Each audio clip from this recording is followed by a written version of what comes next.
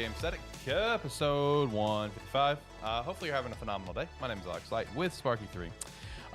Joining me, as always, I got both the boys here in studio. Zach, how you doing? How you feeling? It's 155. It is 155. Doesn't feel like it, right?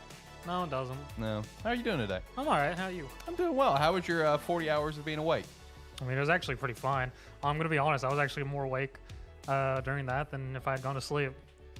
Man, I know exactly what you're saying because two different times in my life, both times happen to be when I'm going to Florida. Yeah. 36 hours is what I made it to. Okay. And towards that end of the stretch, I know exactly what you're talking about. I know exactly what you're talking about. John, what about you? How you doing today? I'm here. Again? I've been sat down watching TV all day, so I've kind of, Shout to Sweet Home. yeah. I got up, I sat down, I started watching it, and then realized I needed to come over here. Yeah. And that tends to happen. You watching Sweet Home Season 2, I plan to check out Yu Hakusho live action soon. Apparently that's really good. That's probably next thing I'm gonna at least check out. Yeah. Yeah, I don't blame you, especially with the reviews that's behind it right now. I still need to personally catch up on some anime right now. There's some other shows I'm watching. Just as a quick aside, I didn't mention it beforehand. Sweet Hope Season 2 CGI way fucking better. Really? Okay. Good. Yeah. It was not great in the first season. Have not seen Sweet Home, but I've heard how the CGI was for the first season. I heard the first season was still really good. Yeah, but just the enjoyed it. CGI was something. Yeah. It was. There were certain moments where it was bad. Yeah. Well, speaking about things being bad, we have a lot of things to talk about today about being bad. Like the day before, for example. Man, what a shit show that turned into. I'll also be talking about Avatar briefly. I did get my copy of Avatar that I ordered, and dude, I don't think the reviews do that game justice. It is exactly what I thought it was going to be. So we're going to touch on that. Let's see, you got some Insomniac leaks from an unfortunate hack. Naughty Dog has officially canceled their Last of Us Online game that they revealed at Summer Game Fest. And some other things, like E3 is officially dead. Shout to that. And then whatever else the boys want to talk about. We will be on a break next week, though, for the holidays. So let me go ahead and get it out now. Happy holidays, Merry Christmas, whatever. Hopefully you get some great games. Hopefully you gifted someone some incredible games or whatever the case is. Hopefully you get whatever you would be wanting for and just spreading some good vibes, some good cheers. We will be back. I don't remember the date. I think it was the 30th. Yes, December 30th. Where we should be doing the Gamesthetic Top 10 Games of the Year, like we started last year. I'm fuck for that one. Yeah, I mean, if we got to do the show a little bit later, let me know. When are we doing that? The 30th. The 30th. Oh. Yeah. So I'll probably start messaging you guys about it throughout this week and see if we can start getting the list together. Should be an interesting list this time. I don't know. We'll see. We'll see. I don't have a lot of confidence in the list for myself, but It'll be a list. it'll be a list. Yeah. That's the thing. It'll be a list. It'll be the Gamesthetic list, and that's all that matters. But yeah, look forward to that. Of course, join the Discord. Check out some Rogue Energy, Yeah, Agent Inc., all that stuff. One good thing about that list, we got one game locked in. The finals. Yeah. Well, honestly, right out of the gate, I considered 4 games immediately locked in. Baldur's Gate 3, Zelda, Spider-Man, and the finals. Those 4 I thought were making it no matter what. So it's like, what's going to be the other 6? In what order they're all going to be in? That's the other thing. So we've got 4 of the 6 done. So now it's just got a review on the year, on this crazy year that was games. Spoiling the whole show. I am. I know. I'm spoiling the whole show, man. I love spoilers. What can I say? I mean, hell, my first AniMan Plus episode, my first AniMan episode ever, me and Josh revealed all of Demon Slayer, So it's a thing.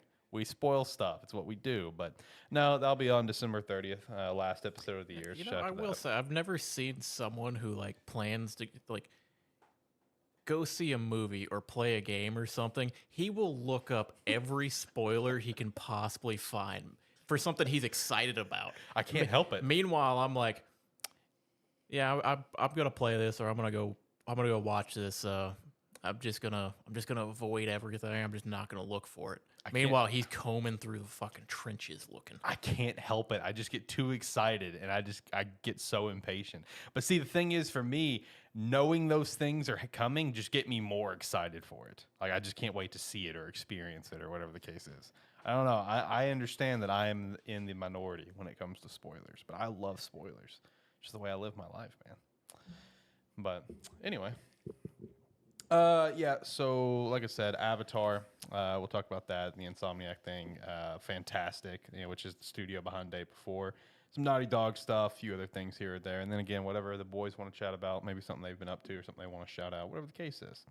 So first and foremost, I guess I will do Avatar, aka Far Cry Pandora. And as all the reviews for this game came out, it's basically everything that I thought it was going to be. Everyone's saying that the world is beautiful, but it's a very bland game. It's basically Far Cry, which okay, so listen, unless you're like really determined to like play this game and experience the world or whatever, or you're a diehard Avatar fan, oh man, the game hits you hard with literally about 20 to 30 minutes worth of cutscenes before you play it all. Oh man, does it go heavy? It goes heavy in the dialogue. I see. Full disclosure, I have never seen the 2 Avatar films. But when I mentioned that to my girlfriend, she said, "Okay, that sounds about right," because the first Avatar is like just a shit ton of backstory before you get to anything else. But yeah, no, that was the first 20 minutes of this game. Is literally. Why were you so excited for this game? I just wanted to experience the world. That's it. Like, that's it. I've openly said on the show and privately that I will probably never beat this game. I want to explore this world. That's all I want to do. But yeah, no, it's about 20 minutes worth of cutscenes before you do any sort of gameplay. And the first gameplay that you do once you get out of that first 20 minutes is some very slow walking because you're fatigued because you just woke up. And then it's another cutscene. And then you finally get to run and do some other gameplay. So, man, it hits you hard. This sounds like, I forget which Metal Gear it was. It was one of the 5s. I don't remember if it was part 1 or part 2, where the opening's just you as a big boss trying to crawl across the floor and you just keep falling down for like the first 8 minutes of the gameplay. Really? I know. Yeah. I know one of those Metal I've never Gears. played that, but I've seen the cuts. Yeah, or like I know what you're talking the videos about. of people going, "Are you fucking serious?" Because there's one of those like Metal Gear games that where people have like dubbed it like Metal Gear cutscene because like the whole game is basically Patriot. Yeah, that's what it is. Like everyone, like, it's just nothing but cutscenes. Yeah, Patriot's heavy in cutscenes. And that's how the beginning of this game was. But I will say, the moment that you have like that, coming out moment into the world, like the opening of the vault from Fallout, or the coming out of the caves from Elder Scrolls, or the opening of the big door in Tears of the Kingdom, or the coming out of that moment, dude, it's beautiful. Like it immediately shoots you into just an absolutely gorgeous part of the world that you're in. And man, I can't stress enough that I don't think the review sells the game enough in terms of its visuals of the world. I really don't. Like, just it is so unbelievably beautiful. It's one of the most beautiful games I've ever played. Yeah, they probably don't. They're probably not trying to emphasize it too much because they're like, this is what the game is. Yeah, it looks great. It looks great. But they try to emphasize the fact that don't buy this expecting anything fantastic besides the visuals. Now, in terms of like general gameplay, I mean, it feels fine. I mean, honestly, guys, it really does feel like a Far Cry. It feels like a Far Cry with some slight, like, almost Assassin's Creed level movements put into it because, you're so agile, so you're moving around fairly quickly. But other than that, it really does just feel like Far Cry. I mean, that's what it feels like. But, like, the different things that you are doing, you do feel rather strong because, like, I'm aware of how big the Na'vi are, but, like, seeing humans out in the wild that you have to kill and looking at them where they're like this, like that tall to you, whatever, and you're just like towering over. It's like, God damn, I am a big motherfucker. Damn it. Anyway. But no, I mean, you really do just feel very strong. Yeah. You really do feel very, very powerful. In terms, like you fire off arrows to shoot, other humans, it just one shots them and you feel the power behind it. So, I mean, the general gameplay is fine. Question. Seeing you saying that, how are the physics in the game like ragdolling? It's very minimal. Ragdolling is very minimal, at least that I've seen personally. It's not super over the top. I feel like that's a missed opportunity if you're as a Na'vi and you're shooting humans with arrows and whatnot. I feel like the ragdoll there could have been incredible. I agree with you, but like honestly, you hit them, they pretty much drop. Dang. Yeah. Here's my question. Why the fuck are there even normal humans to fight? They're not gonna fucking do anything. They're not gonna do anything unless they're in unless they're in the mechs. Unless they're in their mech or in their helicopter. Why are there even people? Yeah. That you have to fight? That's your main antagonist, man. I know. That's people. Yep. Not just actual antagonists, just people in general. Yeah, the people. That's your antagonist. That sucks. Yeah, I mean, your main Welcome antagonist. to Avatar. Basically, yeah. No, really, your main antagonist is a guy named John Mercer. I mean, that's the main antagonist. The here, main but- antagonist of all of Avatar is just whoever's in charge of Which one the is military force Captain on Groot? the planet. Yeah, exactly. Whoever That's whoever accurate. happens to be the captain, that's the main antagonist. Yes, and in this case, it's John Mercer. Yeah. I will say one random thing that I've kind of felt in my first few hours of gameplay is like, I don't know why, but I can't help but to feel like this is a game that maybe at one point they really wanted to try to make this like a VR game instead of like what it is now. And I feel like this game could have potentially really excelled as a VR game just because of the visuals.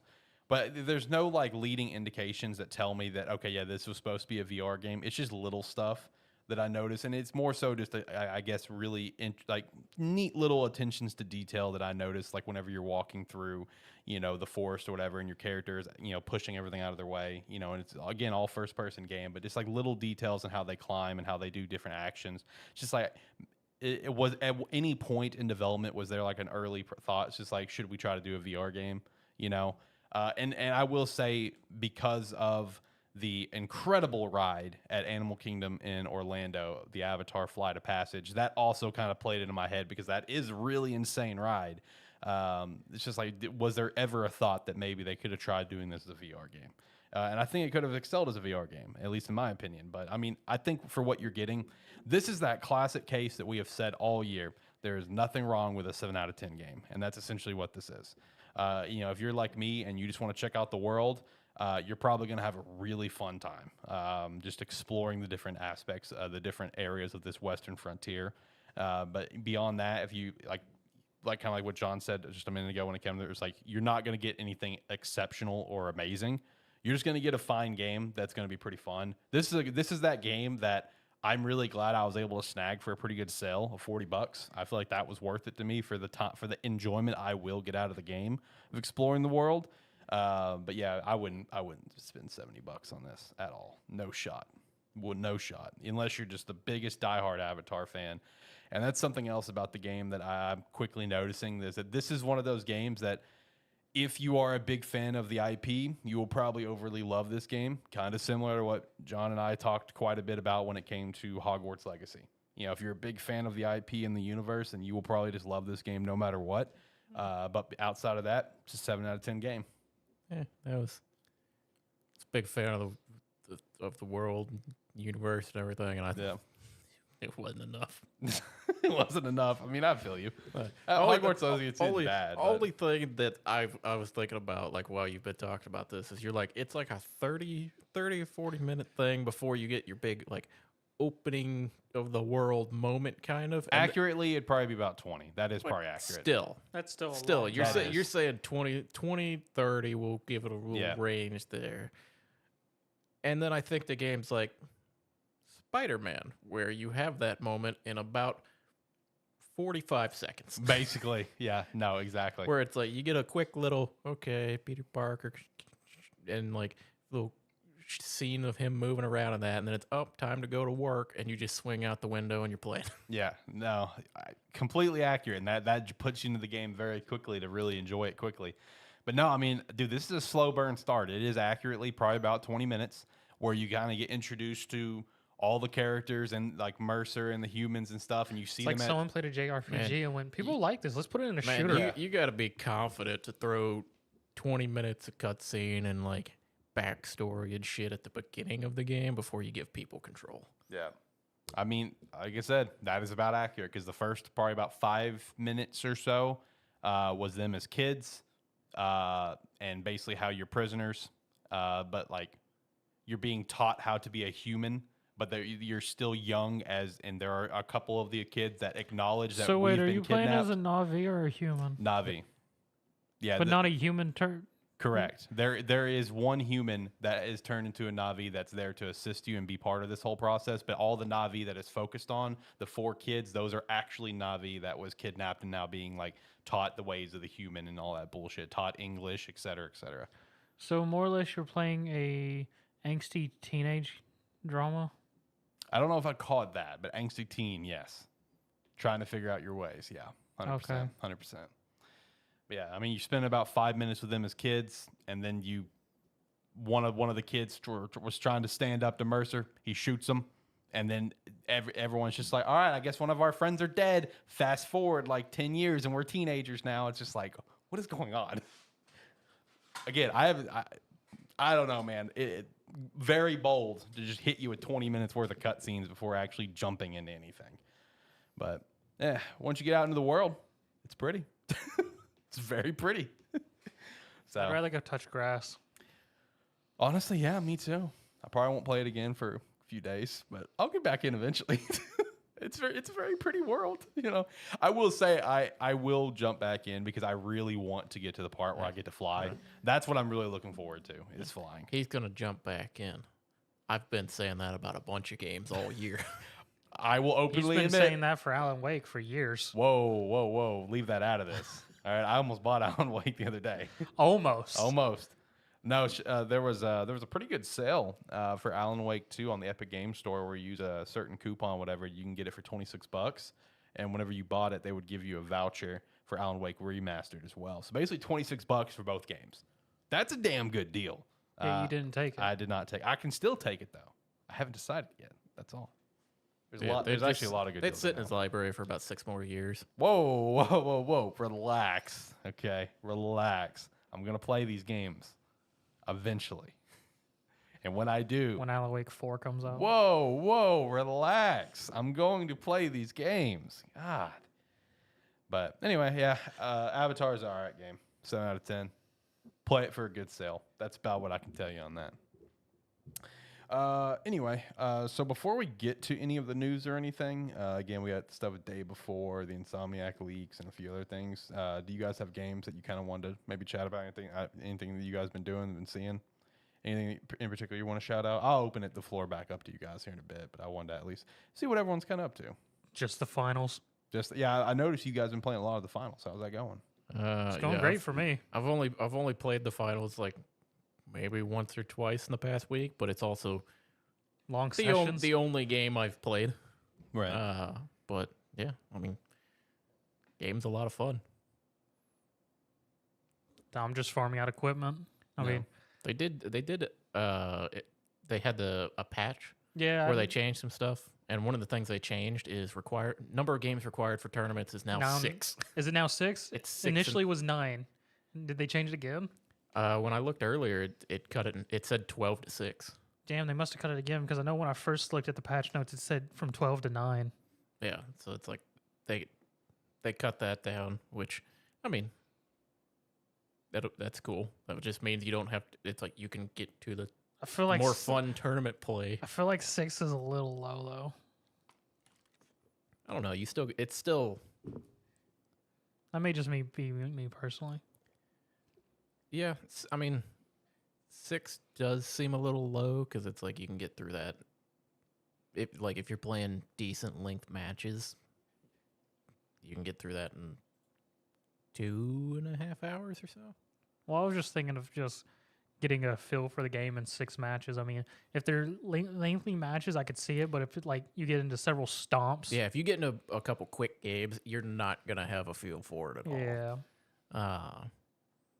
But yeah, it's like it gives. The other thing with that is depending on like the map rotation that you get when you play it into it, you may get the same map 6 times. Yeah. So you'll know one map really well, Right.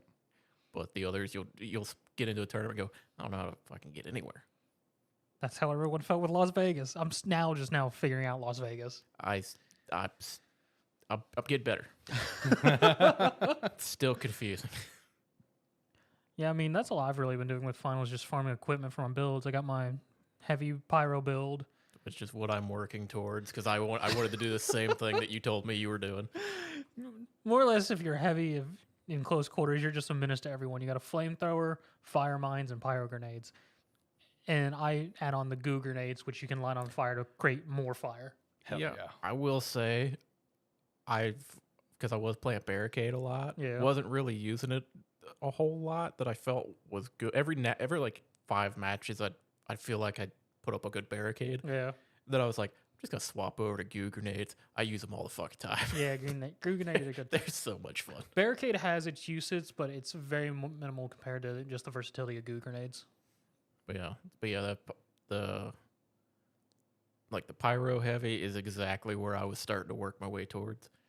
Yeah, I've primarily started playing heavy. Heavy's fun. I know I've primarily started playing heavy just because my buddies that I was playing with were playing like light and mediums and that, and I was like, I'll rock heavy. I'll go in for it and then it's just a lot of fun. Yeah. Which I got to finish on my light build, and medium, I'll figure something out for it eventually. Yeah, I got to figure out what I'm doing with my medium, because my medium, I just rotating through stuff. Mine's just default for the most part. Picked up the grenade launcher for medium, and then it's just so much fun. It's just, you can just fire grenades across the map. It's like, you start hitting people that aren't looking at you, and just the pure panic when they get hit with an explosion that they don't know where it came from. Yeah. That's one. It's also really good at blowing like holes in buildings and stuff, and like Monaco and that. Oh, I got a moment like that. Well, not with a grenade launcher, but with an RPG. A team spawned in when we were camping a cache box we had, and they're just like, all right, we're going to sneak up on them. I just happened to see where they spawned, shot my RPG as heavy, nailed all three of them, cut them all down to only a third health left. They were so confused. Yeah, that's one of the other things I really like heavy for, because like there's because people I was playing with, they're new to the game. Yeah. Like they were just getting started on it, so like trying to get to some of the cash outs, it's like a death hallway in that, and I'm just like, I'm not fucking going up there, go underneath it. Boom. It's like cash box just falls. I'm like, it's down here now, guys. That's still one of the best things about finals, which people still got to get used to. And I'm starting to see it a lot more, at least in the MMRs I'm getting into. It's just people just altering the terrain. Yeah, just becoming more self-aware that, oh, I really can destroy anything. Yeah. I've had trouble remembering that, but then there's some matches where I'm just like, the entire time I'm like, yeah, I'm not going up there. It's like, that's gonna come down to me now. It's like I'm gonna make a mess of this map. Yeah, and like one of the things I always have to remember with heavy, if you run his charge, is if you jump with it, he'll smash down through the ground. Oh, really? Yeah. I didn't even know that. Yeah. More Normally I just like, if I need a hole in the floor, I'll just RPG it or something. Yeah, no, if you're either in the air or if you press spacebar during the charge, he'll just smash. Yeah, because I more often than not, I just use the charge to, it's just, there's a wall in my way and I'm walking forward and I'm not turning. See, I'm still debating on heavy because most people either run mesh guard or charge. I'm considering playing with the goo gun and seeing how effective it is. I've seen a lot of like the what do you say it was? Mesh guard. Mesh guard. I've seen a lot of that lately. Yeah, But I don't know. Charge is just it's a fun button. it is.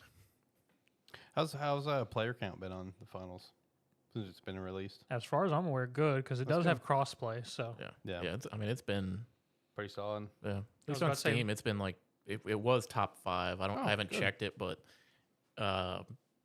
probably still top 10 or something. I mean, queue Like- times for any mode's pretty much under a minute. Oh, that's good.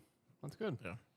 Last I checked on it was several days ago, and it was still like over 100K concurrent. Mm-hmm. The only other thing that I checked, kind of touched on and played a little bit more this week is got back on Cyberpunk since 2.1. And I just want to make a comment on the whole, like, other rival games, whatever, will come hunt you down based on, like, decisions you make. Oh, it will totally fuck with missions, just for the record. Like, they are aggressive. So I started the missions with River Ward, right? So we're going down to the market to try to get some names. 2 cars just come flood in, hit River's car, start shooting me, and he's doing his thing, man. He's walking into the market, still pretending like I'm walking right behind him, talking to me, and I'm just like, bro, where are you going? I'm being attacked. And he's just like, he sends me like a message like, hey, I think I lost track of you. I'm standing over by here. I'm like, bro, you're a cop. It's like, what are we doing? So they are very aggressive with the other gangs and stuff wanting to attack you. Another example out of the blue is I did the first Beast and Me quest, which is those racing ones. Finished the race, first place, right? Rival gang comes in and hits my car, knocks me out of the spot of where I'm supposed to be because Claire says, "Oh, let's stay in the car and see what everyone says." So I'm stuck there. I can't get out of the car. Can't continue with the mission, and there's a car rammed up against me, and there's dudes coming out and shooting me while I'm just literally stuck in the car, and I had to reload and redo the race. Yes. So they are aggressive in the 2.1. It sounds like there's some issues that need to be changed, though. Yeah, just a little bit. You know, I see. I knew they would just kind of be coming whenever, but I didn't know it'd be coming like literally in the middle of missions. You know, like I'm in the process of trying to do a mission and I get attacked. Hey, they don't care. It doesn't matter. I mean, it's not their mission. I like it, but there is some stuff that could be worked out on it. Oh, man, just duck behind cover and quick kick it. Yeah, you and your That's all, quick that's all you gotta do. Yeah. Then just nobody stands a chance. Yeah.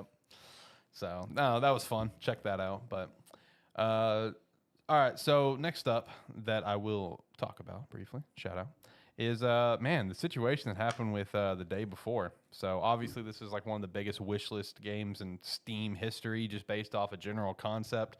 Game launched and just completely fell flat. We shouted out last week on Weekly Wrap Up. It didn't fall flat. It never stood up to begin with. Correct. Yeah, it never stood up to begin with.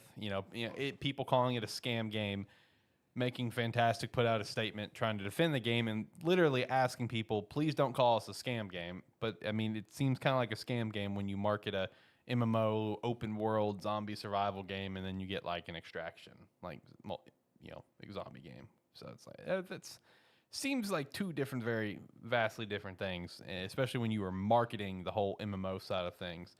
But to really just kind of nail it home about how horrible of a situation this was, that studio closed within 4 days.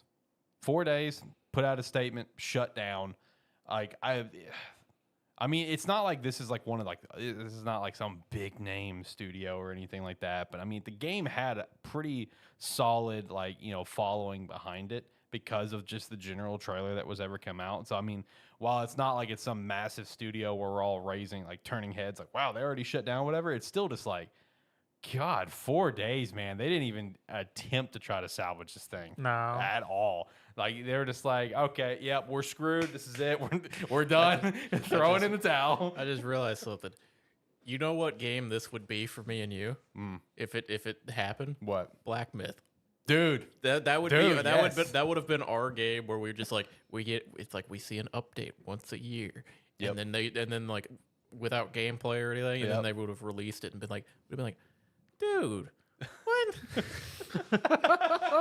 Accurate, man. But no, the difference is it's not happening here. Yeah, no, I got a lot of faith in Black Myth. Yeah, no, I mean, day before Fantastic. I mean, there's nothing redeemable to say about the situation. It'd be one thing if it was a shit show, but they still had a bit of their team working on trying to get it to at least a semi-balance of what they Trying said. to make the comeback story. But the fact that they just full closed down and have no way of doing anything with it, I mean, yeah, at that point, it was a scam game. Yeah. Well, They may have not been intentional, but... Well, that's the thing.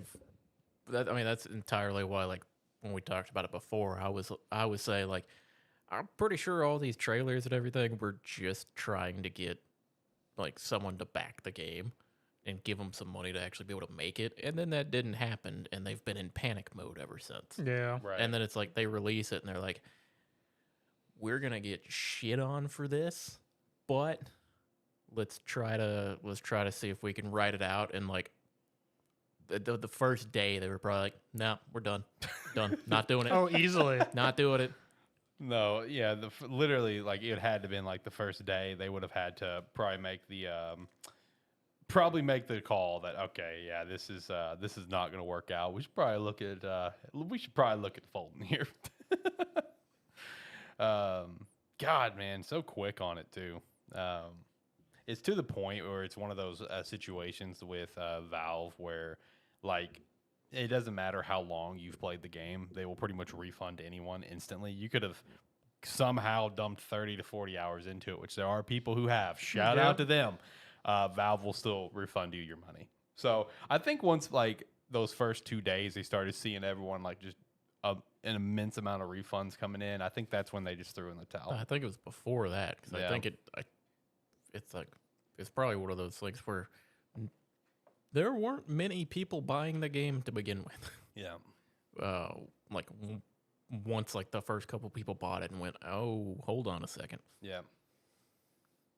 No, I watched some gameplay on it through Moist Critical's video where he was talking about the game and stuff. He put up a video on his channel where it showed just general gameplay of it. Oh, buddy, it did look very bad. Servers could not hold in the slightest. Whenever they did, you'd see countless amounts of glitches. One guy would be standing at the shop with no head, and he'd be running away, still have no head. There'd be another character that would another player who would like glitch through the map essentially, and they would be like a gigantic, like almost like kaiju, where it's like you could see they're humongous, completely glitched out. There's of course the glitch where they're falling through the floor. Yeah, but I mean here's the one thing though. You're mentioning like the glitches and that's the redeemable factors of the game. It makes it kind of entertaining. You're right, because the flip side of it, like the peak of absolute incredible, amazing gameplay that I saw, it literally was like 2 or 3 zombies on screen, and that was it. Just like, oh man, oh, what a shit show. This is going to go down as one of the biggest shit shows in gaming history. So shout out to that. Speaking of another shit show, Sony has once again been hacked, to no one's surprise, because it's happened like 7 times in like the last 2 years. But this time it's Insomniac that got hit with it, unfortunately. There were some leaked images that came out of Wolverine that I saw. I didn't really dig into that one too much, but I did see a couple brief shots, and from what I saw from people commenting, yeah, a lot of God of War vibes was the kind of the comment people got, is that they were kind of going for like the 2018 and the Ragnarok vibe for it, which that would be fitting for Wolverine, sure. Then just some other files, involving like Spider-Man 3 that everyone and their mother knows is in the works. But the more interesting thing that I personally was very sure was probably going to happen, I didn't think that this whole side quest was just like a fun little Easter egg, is that Insomniac apparently working on a Spider-Verse game. There was a very heavy nod for it in Spider-Man 2 with a whole quest line of finding these little spider bots. The first one that you find is, designed after Spider-Man 2099, and then as you go on, you'll find more designs after other villains, other Spider-Man suits, as well as Spider-Verse characters like Spider-Gwen, Spider-Ham, etc. So it's all very clearly pointing to like a Spider-Verse thing, because as you're going through it, whoever Miles is Genki, he's trying to find out where they're coming from. He has no idea. He's like, I just know they're coming from very far away. And then when you do find them all, and you go to like the point that you said to go to, you get an Easter egg of a cut across the Spider-Verse character from the bar with no name.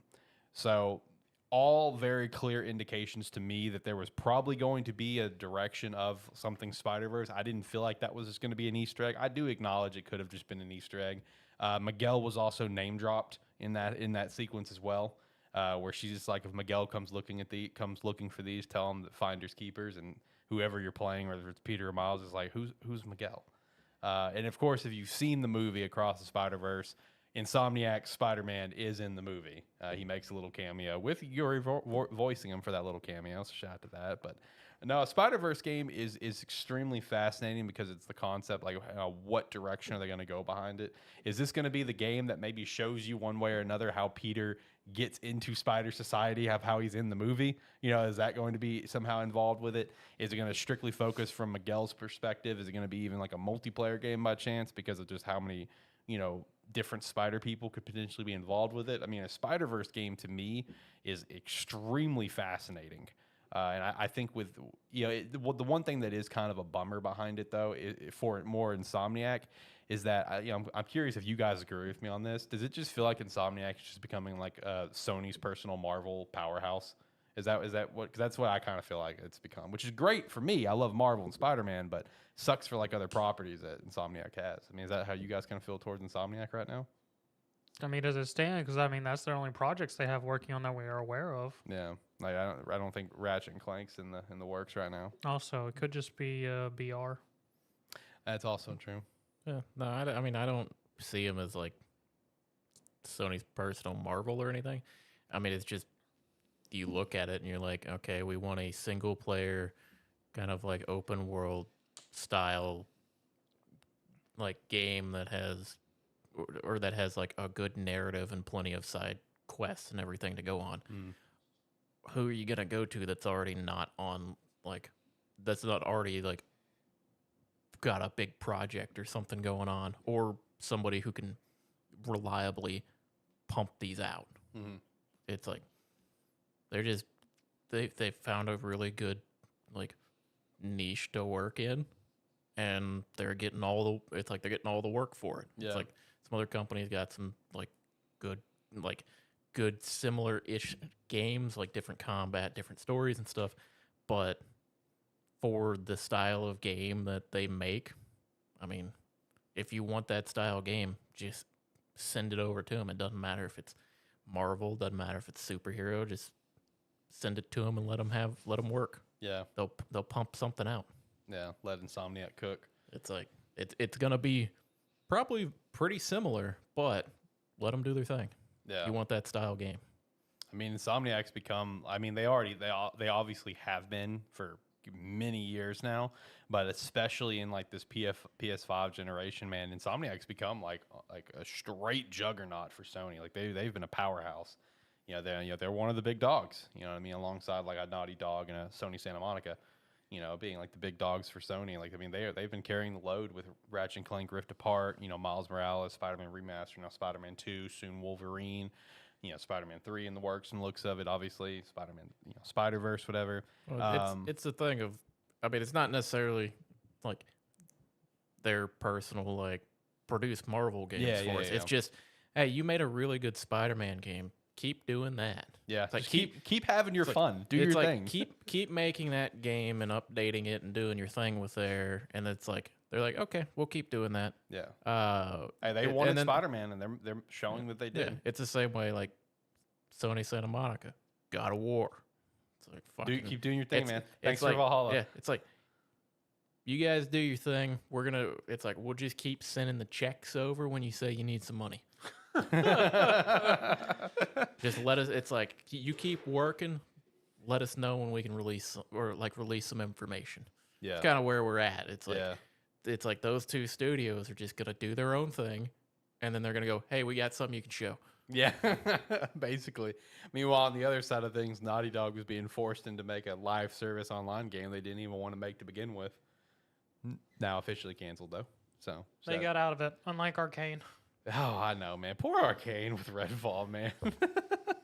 But yeah, that got officially canned. They put out the official statement on it, and honestly, their reasoning for it, to me, really truly indicates this what we've already been kind of hearing from all like the reports and stuff, that they really just didn't want to make this game. That it was like Sony forcing it upon them to try to get like their big live service game, because like they literally said, it's like, for us to make this game, we're gonna have to dedicate a large portion of our studio to it for many years to keep it going, which is then going to take us away from the single player narrative games that we want to make.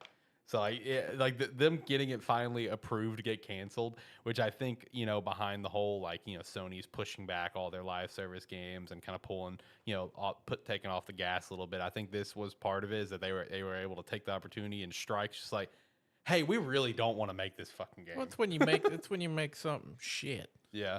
And you go, you wanted us to make something, we didn't want to make it. Here you go. Enjoy it. Enjoy it. This is your game. It's like, this is what you get because we want to do this over here, yes. So this is what we're doing. Here's Redfall. Do with it what you fucking want. Exactly. Because dang. That was Arcane. That was Arcane, 100%. The Redfall trailers looked good. It did. The reveal trailer looked pretty cool. Well, they looked okay. I thought the reveal trailer looked cool. I was talking more the animated trailer, but I mean, yeah, that one was the reveal. So, I think, but no, I mean, Arcane was a good example of that. They put out a product that they really never wanted to make and hoped and prayed it got canceled, and it didn't. And I feel like that's what was going to happen with this Last of Us, online experience, whatever it was. It came out. It got updates. Yeah. So. There's still 2 people working on it. Oh, what for that one's for Redfall, right? Yeah. Yeah. God, those poor guys. Oh man, those poor people. Still working on that game, but I should have just let it. They were lie the, where it- they let were it the 2 die. Arcane Studio employees who were actually passionate about it. yeah, that or they're just shackled to their desk. It's like all the different like TikToks they're just imitating like what Mappa Studios is like right now. They're like, fix it and then you can have fun. It's like fix it and then I'll give you 10 minutes to see your family. It's like that's basically what Mappa is at this current time over in the anime world.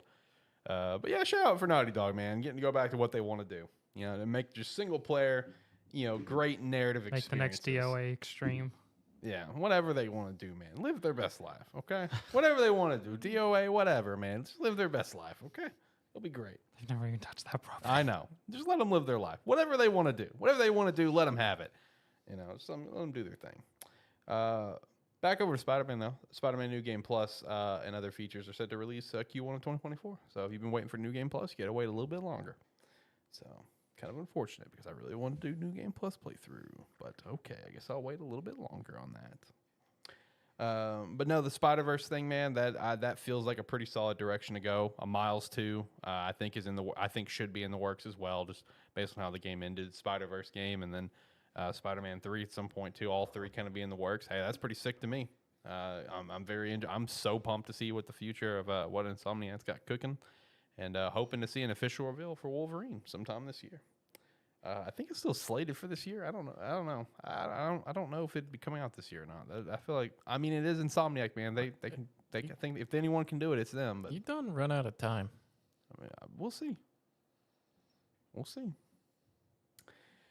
Also, there was something else I wanted to shout out just because of just how stupid it was. I sent it to Zach because I know Zach has Twitter, so that's why I didn't send it to you because Elon changed it where you cannot get on Twitter unless you have a Twitter account. Yeah, you posted this thing from Larry, and I can't read it. Yeah, I forgot about that. So I He clicked on the- posted it. I still couldn't read it. I clicked on the link. I was like, oh, let's follow up. Oh, nope, I can't see anything. Yeah, Elon changed it where you have to have a Twitter account. But no, I thought I would show this just because of how stupid it is with a Hogwarts Legacy patch list for the Nintendo Switch. Oh, that. Oh my God, dude. I can't read the patch list. So what made me see it was this, someone on Twitter saying, please click on the image, and quote tweeting the patch list that someone else had shared.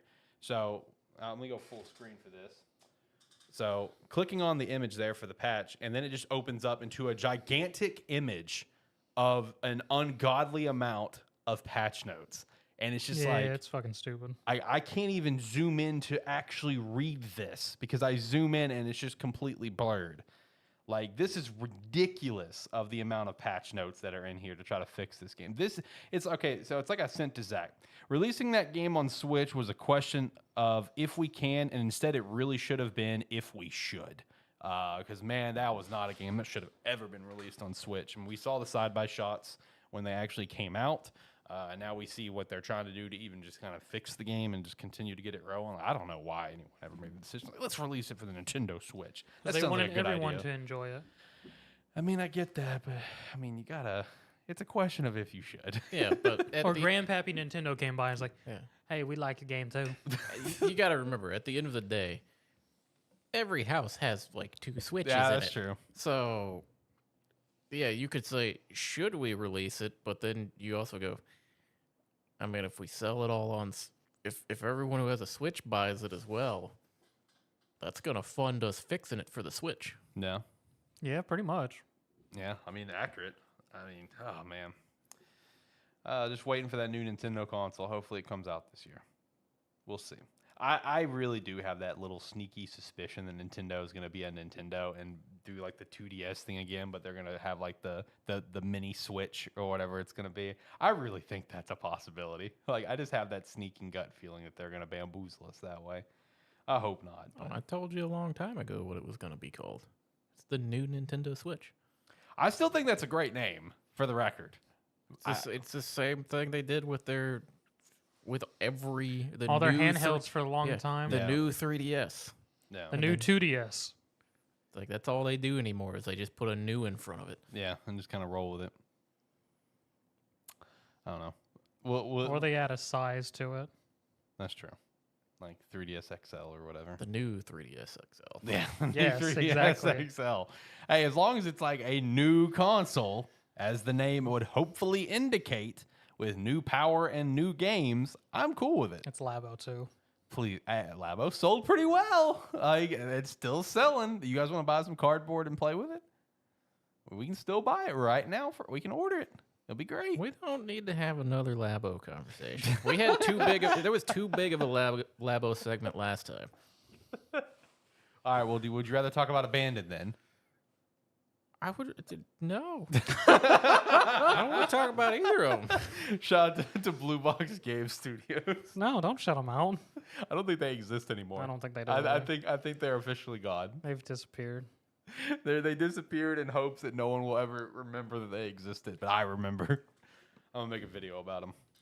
It's like, remember Blue Box Game Studios? Remember Abandoned? What's going on? The experience of Abandoned is getting abandoned. That is the game experience. But anyway. Meanwhile, the fun little thing I found this week that you got in there. Apparently, Death Stranding is getting a movie being done by A24.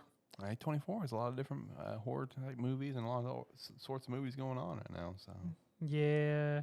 I mean, I saw it and went, all right, this is a thing. Yeah, it'll be great. But do they get Reedus for the film as well? That's the big question. I saw a joke about that where it's like, here is my ideal fan casting of whatever the character's name was, and it just had a picture of Norman Reedus. Yeah. I'm just like, all right. No, yeah. it'd be way funnier if it wasn't him. It would be funnier if it wasn't him. It would be funny if Reedus didn't get in the project. It's like just imagine the interviews where they're like, why are you a part of this project? And him just being like, well, they didn't ask me. Imagine if that happened and they didn't even bother to ask him. I don't know. Reedus is pretty tight with Kojima after that game. I mean, yeah, Norman and Well, yeah, Kojima. he released it with him like 5 times. Yeah. I mean, he got in with Kojima. I mean, he's set like Peele. Is it Peele or was it Jordan Peele. Yeah, Jordan Peele. Jordan Peele. He's now in with Kojima. He's now part of the Kojima circle. Yeah.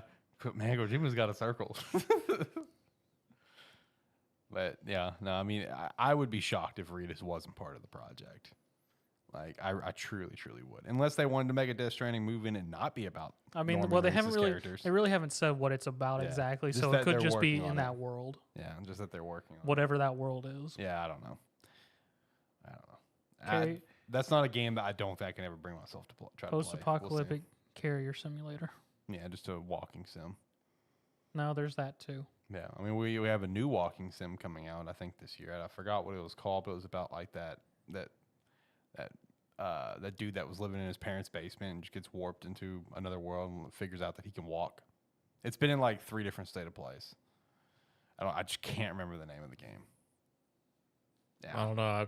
I haven't watched a state of play in a while. Yeah, no, it's been in like 3 different state of plays. The concept is exactly as I said it was. It's some some 20s, 30 years old dude living in his parents' basement. He gets teleported to some random world, and when he gets teleported, he learns that he can walk because he's just been living on the couch, eating junk food and playing video games.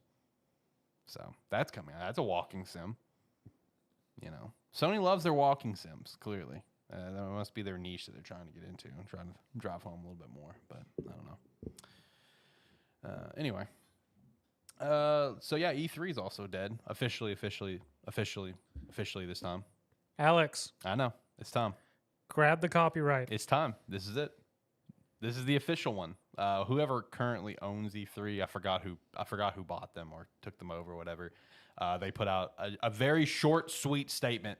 Yeah, we're done. All right, whatever it was, and went on about their business. It wasn't some long, like heartfelt, like, oh, the memories, there so many great years. It's like after many decades of phenomenal memories, so E3 is officially being retired. Thank you. That was it. Just like, wow, okay, anticlimactic, but they did further stress that no, E3 is gone. Like, we're not even going to attempt. It's not gone next year. It's gone. So yeah, it's time, Zach. It's time to try to snag the trademark. Although, we joke about that, but in reality, like if you look up like E3 and like the trademark database, because I've done it, there's like 20 different E3 trademarks, all for different things. That's funny. So we can still just file a trademark for E3 and be what we have it stand for, which is entertainment, excitement every day. That's funny. So we can still get a trademark. It's fine. So I thought that was pretty interesting because, like, you know, I've seen random things that have E3 involved with it. I mean, there's a business local to us that I pass every day, you know, going to one of my stores that's E3, whatever it's called. I'm just like, and that's what it made me that's what prompted me to look into it. I'm just like, is it like, and that's when I found like the 20 trademarks for E3 in all different categories and all different meanings of what they are. So we can still grab it. It's okay. It's all good. We can get it sometime.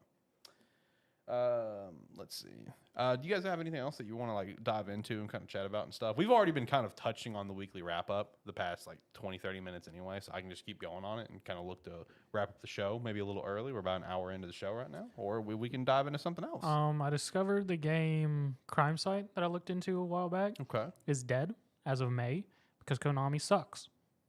Crime Site. What is this? That was the 1 to 4 player murder mystery where one person's AI Moriarty trying to kill somebody off with the characters, and then the other players are Holmes or Holmes' assistant and trying to figure out which one is the murderer.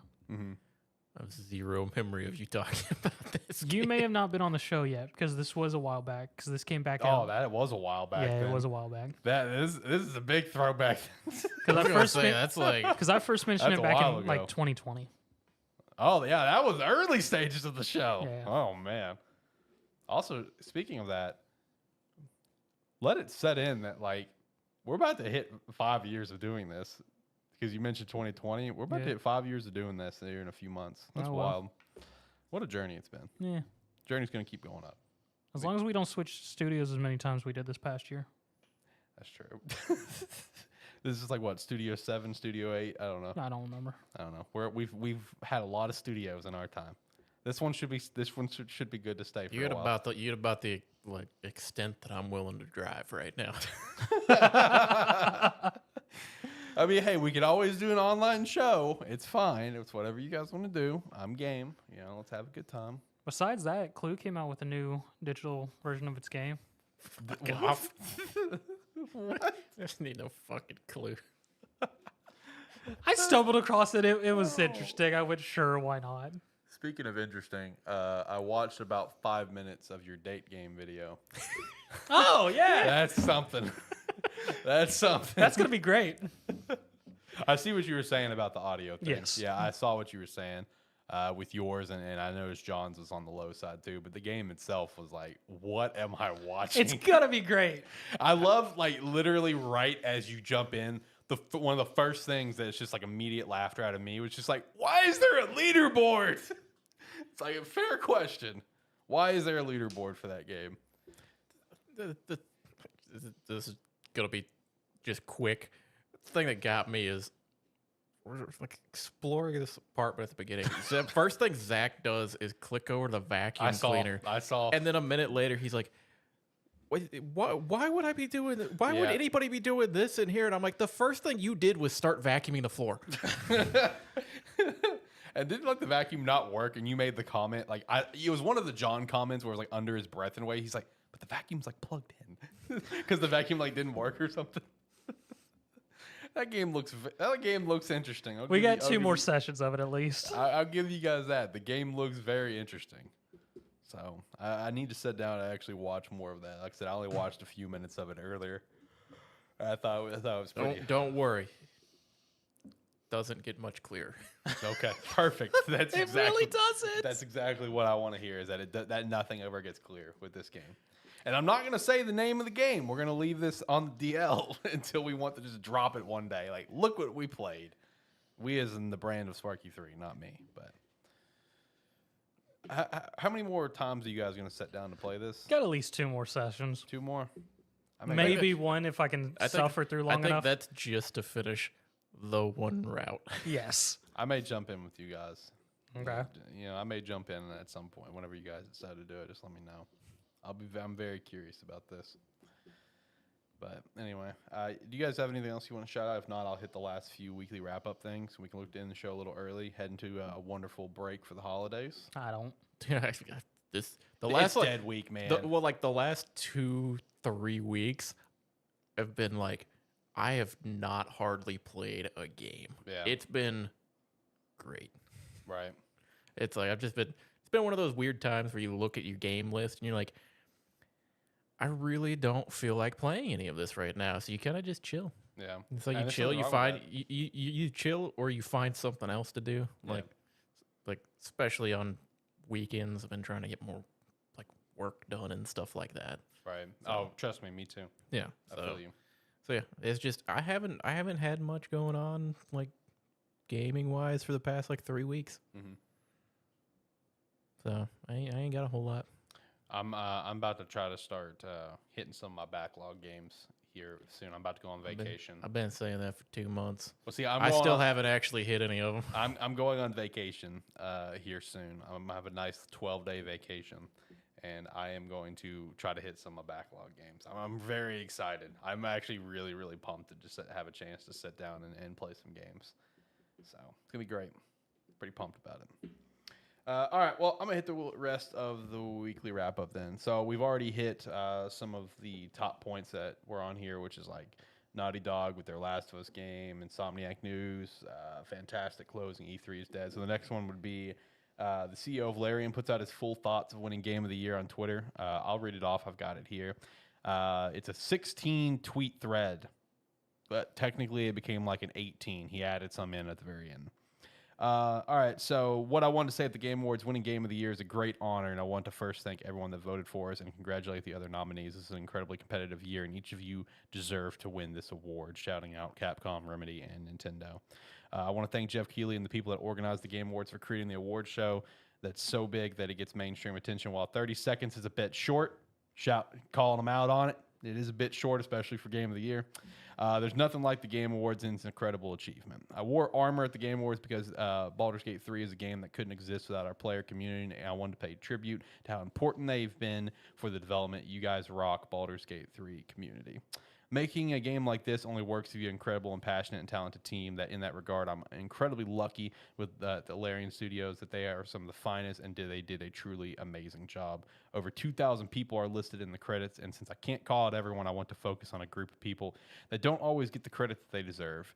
The QA team, team localization, team customer service support, team ops, publishing, play testers, and every other developer at Larian Baldur's Gate 3 would not exist without you, and you all deserve to be very proud of this. I want to take the moment to dedicate this award to our friends and family members we lost during development, including Jim, our head cinematic animator, who passed away last month, and personally to my father, who passed away during the week we launched the early access campaign. He did try to shout that out during the show, and that's when he got hit with the "please wrap it up," which was just really poor timing for the situation. You don't get to make something like Baldur's Gate 3 if you don't have the support from people around you. Personally, I really want to thank 5 special people, a crazy dog and a one-eyed cat, for sticking with me.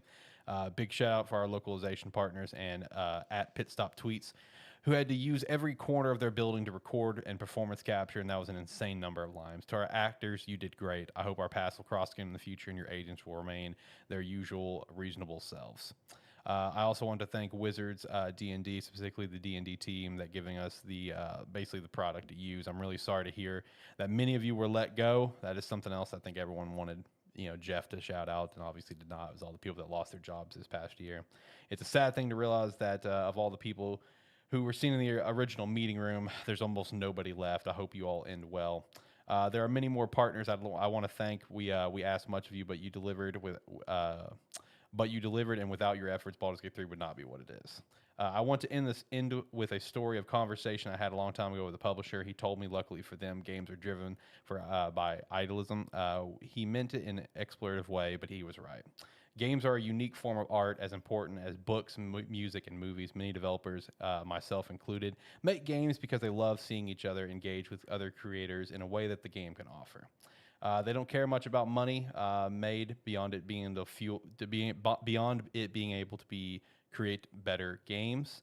It's worth reminding everyone that the fuel is by the means, not the goal. Where to and how the journey we are, what matter and what we remember. Thank you. Also, Baldur's Gate 3 is now out on Xbox. That was the last 17 of 16 of the threads. So shout out to him being able to put his full thoughts out. I don't really think that was that long. I think like that took me like what 5 minutes to read. Yeah, it wasn't that long. 5 minutes on stage, man. It's game of the year. It's your closeout show. You have no reason to rush it. You know what I mean? Like I don't feel like that. And honestly, I kind of stumbled a couple times there. Dyslexia, sorry. I feel like him on stage probably could have knocked that out in 4 minutes. Give the man 4 minutes. He won game of the year. You know what I mean? But whatever. We got to hit with the please wrap it up. So it is what it is. So something I wanted to shout out here because I did not know this was a thing, but all right, looks interesting. A game came out called Asgard's Wrath 2. It released with a 93 score on Metacritic and a 10 out of 10 from IGN, plus a lot of other 9 out of 10s, 4 out of 5s, 5 out of 5s, etc. It's a full-fledged AAA RPG built for the VR. Apparently, it's not only one of the best VR games people have played, but it's just one of the best games they've played all year. So I thought that was pretty sweet because, like, you know, VR games, you know, there are some that look really sweet, and it's just like, oh, yeah, I'd play that. But it still feels like, and we've talked about this before, that we really are still in, like, the early stages of VR still, where games really haven't hit that stride that we think they can hit someday. So to see a game come out like this for VR and apparently just be incredible, it's one of the few VR games that I've seen come out that is just absolutely incredible and kind of pushing us to the direction that we hope to be in. Well, it's like during the Game Awards, there's one particular, I don't remember what the name of the game was, but it was one particular like VR game that was getting shown off. It had a pretty decent length trailer to it. And about halfway through is when it said like VR or something on there. I think I made a comment. I was like, you know, this I was like, the best compliment I can give this game is it doesn't look like a VR game. It's like I remember you saying that. Yeah. It's like it looks like a regular game that just happens to be in VR, which is a compliment in my opinion because a lot of VR games are very like you look at it and you go, that's a VR game. Yeah. Yeah. Or it's like it's kind of clunky. Things don't look right.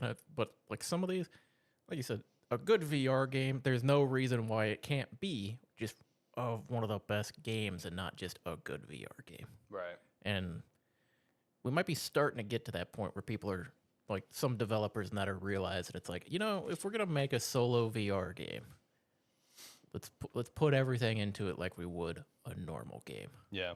It's like I feel like we're starting to get there. Yeah, I do too, especially after I watched some gameplay on Asgard's Wrath 2. I do. I feel like we are starting to get there. I mean, I thought it looked really cool, honestly. Not enough where I'm going to go buy a VR headset tomorrow, but it still looked really cool, and it's one of the games that I would 100% check out whenever I do get a VR headset. That's a beginning of the year thing for you. It might be. Beginning of the year, pick up a VR headset. We'll see. Next up, God of War Ragnarok Rider teases that the story of Ragnarok is not over. So, is there more, John? That's going to be the ultimate question. I've seen some people. I haven't gotten any spoilers from Valhalla, but I've seen some people say that like Valhalla feels like the start of a new chapter. I've seen some videos of sections of Valhalla come through. Okay. I haven't played it yet. Put it this way, there's some fucking dope cutscenes. Okay. The one thing I've seen consistently about Valhalla is that it's just like a massive love letter to It's like there's, I guess, minor-ish spoilers. There's a lot of callbacks to the first trilogy of games. Yeah, that's what I've seen. It's like, for everything I've seen, it's been more and more of looking back at that, and I'm like, man, they just really want to emphasize where they've come from. Yeah. So, teasing the story is not over for Ragnarok. Is that potentially another DLC, or is this the beginning of a new chapter for something else? We'll see. Ubisoft quietly delisted The Crew from digital storefronts, confirmed that it will no longer be playable come April 2024. This is just one of those cases that honestly, it's probably licensing. That's probably what it was. Whatever cars are in the game or whatever. It's also issues. I mean, they got the Crew 2. I was gonna say they they've have still the got the Crew. Crew 2, so it's like, and then the one that just came out. Yeah. So it's also kind of just like, Yeah. we don't necessarily need to have this one still going when we have like more than like we don't want to be holding 3 games up when we could be holding 2. Yeah, exactly. Fallout 4 Next Gen update has been moved to 2024. I thought it was already 2024. So when I saw the news come out like from the official accounts, I'm just like, wait, was this supposed to be like a 2025 thing that you guys are working on? Because the way they talked about it, I was like, oh, we moved it up. We moved it up. It's going to come out in 2024. I'm like, what do you mean you moved it up? I was like, I thought this was supposed to come out next year. But I mean, all right, if you love Fallout 4 and you look forward to that Next Gen update, it's coming out next year. The last thing that I thought was kind of funny is the Skyrim Together mod team canceled all their work on Starfield multiplayer mode. One of the modders saying that the game is just boring. So that's why they're giving up on anything for Starfield, is that the game just bores the shit out of them. Back to Skyrim they go. I mean,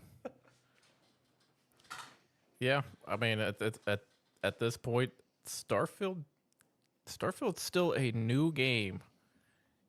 And all news, all press, all excitement for it has been gone for a Gone while. out the window. So in talks about that, where the excitement's gone for it, I have a confession to make. I uninstalled Starfield in favor of Avatar. That's where I was on Starfield. I looked at my game list. Games that I have not touched for a little bit, like Sonic Frontiers, like Diablo 4, Red Dead Redemption 2 on Xbox. I have some others. Diofield Chronicle that I still need to go back to. You could probably uninstall Diablo 4 till like the end of January. Probably. But I looked at all those and I said, yeah, I'll uninstall Starfield. If that tells you anything about how I am on it at the moment. I don't know if I still have it installed. I I sure as hell no, I don't. I will say, from the moment I stopped playing, or like from the last time I played it and I exited out of the game, there has been zero urge to go back. Yeah. As I said when I tried it, I literally played the opening thing where you get dude's ship after Yeah. getting hit by the raiders and went, yeah, no. Right. The one thing that I've seen, though, that whenever I do go back to it, this is probably all I'm going to do. There are some different people that I follow that basically openly admitted, okay, yeah, I'm completely giving up on this whole exploring thing. I'm going to play the story. I'm going to go to where the story tells me to go and see how that goes. And then they beat the game, and it's like, okay, that was a much funner way to play for me. I had a lot more fun just going with the story, enjoying the story, and exploring where it told me to go. Like they openly said, just openly exploring on my own really was extremely boring. There was nothing to do. So that might be the way to play Starfield. Yeah. It's supposed to be this big, expansive game. Just stay on the rails, essentially. Which that's bad. That's a bad Bethesda model. Yeah. Is if you got to stay on the rails in a Bethesda game, that's not a great Bethesda game. Yeah, it's the thing of just because you can, should you? Yeah. Here we go again. Back to that question, like with Hogwarts Legacy, correct? Yeah, no, it's just, yeah. I mean, that's the difference between having handcrafted content and then trying to procedurally generate everything. Yeah. We've had this problem before. It was No Man's Sky. Yeah. They made it work. They figured out how to make it work. It took them years. Hey, yeah, and now No Man's Sky is incredible. So And now they're going to take that knowledge and put it towards Light No Fire. Yep. I saw something where it's like Light No Fire is like one of the highest viewed game reveal trailers of all time or something like I'm that. not surprised by that. Like, that's insane. That's awesome, man. That game looks sick. It's like what John said. Like that game has the potential to be like the best game of all time if they stick the landing on it and they do it right. But even if they don't stick the landing on it at launch, like let's be real, the game's gonna be incredible. Like I have like full faith in this team, obviously because of what they were able to do with No Man's Sky. So like the game's gonna be incredible, whether it's at launch or later. But I think we can all collectively agree, as we already did, there's no way they're launching this game in anything less than an incredible state after what happened with No Man's Sky. They don't want to go through that shit again. So I don't know. That's looking forward to seeing more on that one when it comes out in like 6 years. Who knows when it's coming out? But anyway, that's all I had for a weekly wrap up and everything. Boys, you guys got anything? WWE 2K22 servers are shutting down in January. Rest in peace. The game no one played. Is that the one that no one played? No, 22 was actually the first good one after all the shits. Yeah, I think it was. Okay. I think 2K20 was the one that no one played. Yeah, 20 was the one Okay. that bombed. And then like 21 was kind of whatever, and then 22 is where it got back on track. Right. Okay. And then 23 is the one we Current. just had. Yeah. It is kind of because with the current one, you had a 23 sports game actually come out in 2023. That's Yes. right. Yeah, because for any non-sports game players, that's not a thing. The name of the year on the game is the next year. It's like Madden 23 came out in 2022. So yeah, that's right. That's right. I'm looking forward to 2K24 though. I just need more GM mode. Just give me Yeah. GM mode just as a separate thing. Yeah, give me GM mode and I'm good. But no, with like the return of like CM Punk and stuff, like I'm looking forward to it. The one thing that I really hope that we see though with 2K24 is like while Punk returning is awesome, Punk's one of my top 5 favorite wrestlers of all time. I would love to see Bray Wyatt get the cover. Big rest in peace on that one. I mean, he got the last DLC. The entire last DLC of 23 was all for him. Yeah, no, I would love to see him get the cover. That'd be sick. But no, that's another game I've meaning to go back to as well. Is 2K23. I don't know how many hours I put on it. Maybe only like 40 or so, but all 40 of it was my GM mode. Every ounce of it. I did never touch Universe mode, which is normally my favorite way to play. Never touch Superstar. My GM mode the entire time. GM mode's great. Dude, I think when I first downloaded it, I played like I talked it up. It was good. I played like 1 or 2 like normal matches. Yeah. And then I was like, okay, let's go check out this My GM mode. I never went anywhere else. Yeah. It was just GM mode. Right. I couldn't even tell you any of like the best feuds that I had. I really don't remember. One weekend when we're all free, we need to do a 3-person GM mode. Can you do it? Yeah, you can. I think you have to do it local though. I need to. Oh, you can do okay. I need a warm up session to get back into it because I'm gonna come in last place. It took me like 2.5 full seasons going through it to actually figure out how to. Well, that's how to do fine. Some of it. I'd have to refigure out how to do my settings and whatnot because I assume we'd want to use mine since I have all the DLC roster and everything, so it would have the entire roster. Mm-hmm. Yeah, I'm with you. It took me like multiple seasons to get out of 3rd place. I was. See, I dealt with that with 22, so I was good for 23. Okay, yeah. How long did it take you in 22 to get out of last place? Not that long because 22 was a lot simpler. Okay. Well, like 23 as well. I won this. I was winning the season, but I wasn't winning in fans. I was just winning in Hall of Fame trophies. Okay. Yeah, I consistently came in last place, but I had fun. See, with my backup knowledge from my GM in 22, first was still sort of hard for me to get because I had one of the AIs on hard for some reason. I don't know why I did that to myself, but I was consistently either in 2nd or 3rd. What show did you do? I'll be honest, I chose my GM and then actually no. Here's what I did. I went to show. I just held the button down, counted for a couple seconds, let go. Okay. I was smacked down on mine. Yeah. Let me basically put together how I play my GM. I cannot put on a good weekly show. I cannot. I feel you. I feel you. I can't put on a good weekly show, but I'll be damned if I don't put on a great PLE. premium live event. No, I agree with you. I can't. Weekly shows, man. I suck. It's like I'm so bad. It's like, man, you may hate the weeks leading up to it, but you could be, damn, my WrestleMania is gonna be fantastic. I agree, man. Oh my god, dude. No, I agree, man. Weekly shows, I did not do good on. I could not do a weekly show to save my life. It was tough, man. It was tough. God, I may go play that now. GM mode's great. I may go play that now. I was thinking about hopping back on and playing some more college football revamp. I still haven't got to play much since I got my mods to work, but now I think I may go turn on WWE. You hear that, 2K? Just give me GM mode. I'll buy GM mode for like $40. Yeah, I know. My GM Give me a mode full fleshed out GM mode. Yeah, that's incredible. I hope that for 24 they really continue to expand on it. I really hope so because that mode is so cool. That's such a blast, man. I assume that in the next one they're gonna keep expanding upon it because, like you said, they made some improvements from 22. Yes. And I don't know a single person that played the game and tried GM mode and wasn't like, this is the best thing that's on here. Yes, Yeah. exactly. It's so good.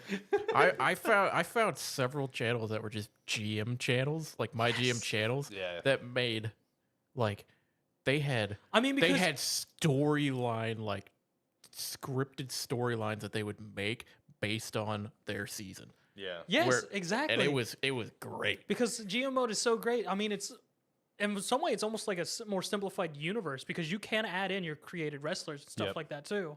Yep. All right, boys. I think Sparky 3 needs a My GM Mode YouTube channel dedicated to the My GM Mode and create our own storylines. I think that's what needs to happen. I think it'll be fun. Something to consider, especially when the next game comes out. Something to consider. I'm just throwing the idea out there. I'm just throwing an idea to see if it's going to stick on the wall. Just keeping my fingers crossed that they keep my GM mode in for another one. Yeah. Yeah, but I do agree with Zach, though. We do need to sit down one day and just go through a season. Yeah. And watch me come in last place by a mile. Hey, I'll be fighting you for it. Yeah, let's go. Fight for last place, baby. Let's get it. I'm more interested to see how we end up using our power cards on each other. Oh, fuck you guys. You guys are going to double up on me. This doesn't sound fun. That's exactly what's going to happen. I'm going to get doubled up on all the time. I hate you guys. All right. Any other last thoughts? If not, I'll hit the music. We'll get out of here. No, I'm good. I got nothing. All right. Let's get out of here. Like, comment, subscribe, rate, whatever your platform allows. It does help. Yeah, thanks for joining us. We'll see you after Christmas. All right. If you liked what you saw here and made it to the end with us on this kind of shorter episode, then thank you very much. And if you want to see some more of this, we'll be back after Christmas, whatever that next Saturday after there is, probably about 6 p.m. Central Time. That would be December 30th. We'll be back with episode 156, and we'll do the Gamesthetic top 10 games of the year. So shout out to that. It's just, like we said earlier, it's going to be a list. Is it going to be a good list? Probably not. But it's going to be a list that we did, and that's what's important. What's also important, if you check out some Rogue Energy with our referral link down below, promo code SPARK30 to get 10% off, as well as use the referral link down below to pick up an H&H jersey for the holidays because they're really sick. You probably won't get it by the holidays, but they're still really cool, and you should buy one. Join the Discord, be a friend, tell a friend. Hopefully you have a wonderful, happy holiday season. Until next time, bye.